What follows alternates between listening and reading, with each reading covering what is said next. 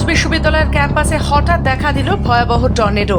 বিকট শব্দে ঘূর্ণায়মান এই টর্নেডোর ভিডিও মুহূর্তে ভাইরাল হয়ে গেছে সোশ্যাল মিডিয়ায়। বিশ্ববিদ্যালয়ের বাংলা অঙ্ক বিভাগ এবং হোস্টেল সংলগ্ন মাঠে এই বিশাল আকার টর্নেডোয় আতঙ্ক ছড়ায়। তবে ক্যাম্পাসে পরীক্ষা চলায় বেশিরভাগ পড়ুয়া ক্লাসরুমে অবস্থান করছিলেন।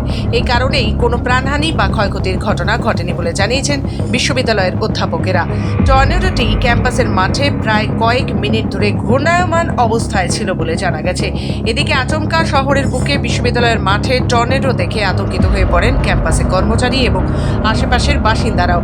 অনেকেই মোবাইল ফোনের টর্নেডো ছবি ও ভিডিও তুলতে থাকেন, যা সোশ্যাল মিডিয়ায় ছড়িয়ে পড়ে।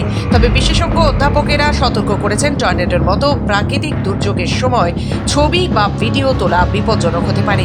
তাদের পরামর্শ, টর্নেডো দেখলে তা থেকে নিরাপদ দূরত্ব বজায় রাখা এবং আশ্রয় নেওয়া জরুরি।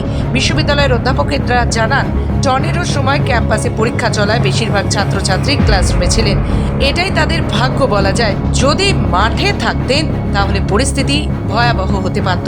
হ্যাঁ, ভিডিওটা খুব রিসেন্ট আমাদের ইউনিভার্সিটি ক্যাম্পাসেই হয়েছে, গ্রাউন্ডে গেস্ট হাউস আর আমাদের যে গার্লস হোস্টেল তার মাঝামাঝি।